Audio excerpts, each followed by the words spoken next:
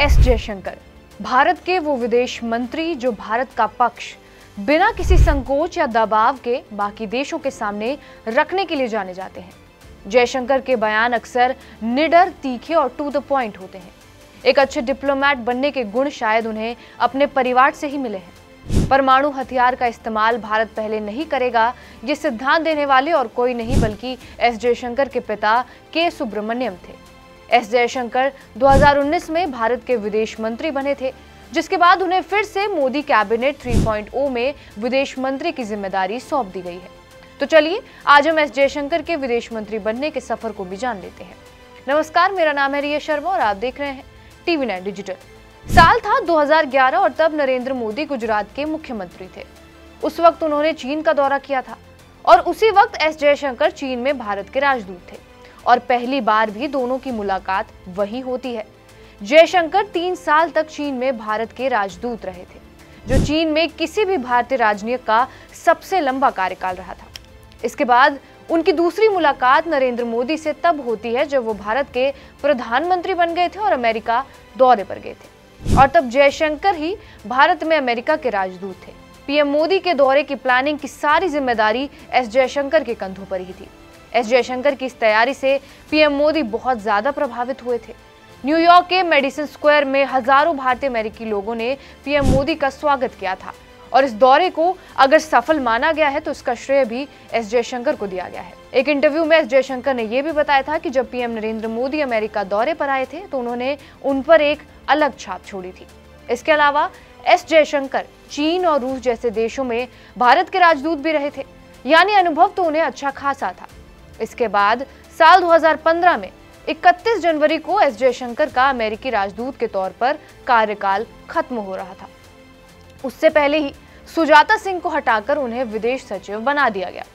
तब विदेश सचिव के तौर पर सुजाता सिंह का कार्यकाल 7 महीने बचा था। कहा जाता है कि यूपीए की दूसरी सरकार में मनमोहन सिंह भी एस जयशंकर को ही विदेश सचिव बनाना चाहते थे, लेकिन सुजाता सिंह को वरिष्ठता और महिला होने के कारण विदेश सचिव बनाया गया था। जयशंकर मोदी सरकार में विदेश सचिव रहने के बाद मई 2018 में टाटा सन्स प्राइवेट लिमिटेड में ग्लोबल कॉर्पोरेट अफेयर्स के अध्यक्ष बने। 2019 में फिर से जब चुनाव हुए तो बीजेपी की सरकार आई और कैबिनेट की मंत्रियों की लिस्ट भी, लेकिन सुषमा स्वराज इस लिस्ट में नहीं थी और सब यही सोच रहे थे कि आखिर अब किसे विदेश मंत्री बनाया जाएगा।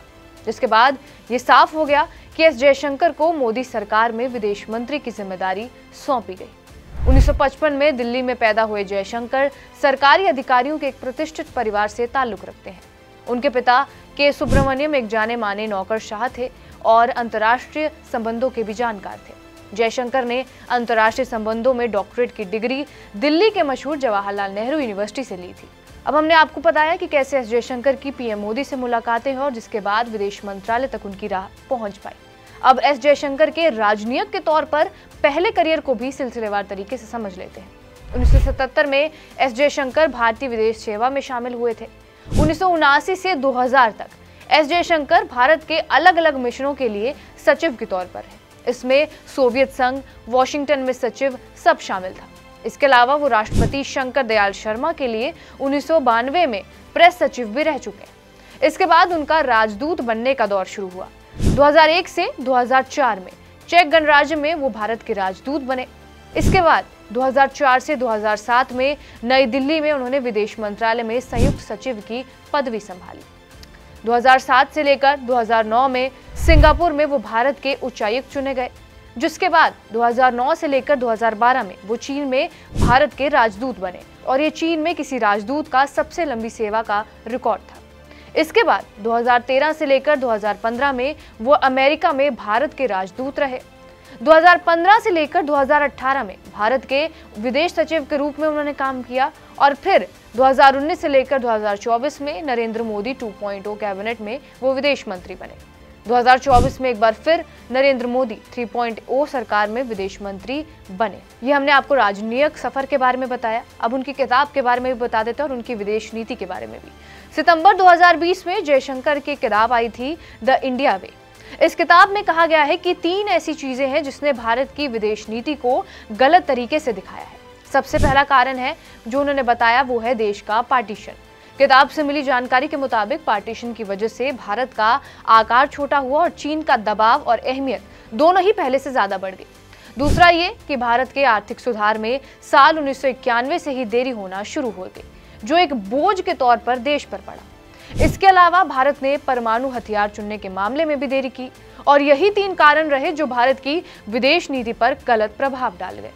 अब आपको एस जयशंकर के उन कामों के बारे में भी बता देते हैं जिसने भारत की विदेश नीति और परमाणु सशक्तता को और मजबूत बनाया। सबसे पहले तत्कालीन प्रधानमंत्री मनमोहन सिंह और अमेरिकी राष्ट्रपति जॉर्ज बुश नागरिक परमाणु समझौते यानी कि सिविल न्यूक्लियर समझौते को पूरा करने के लिए इच्छुक थे, लेकिन दोनों देशों के राजनीतिक समीकरण और वैश्विक राय एक जैसी नहीं थी।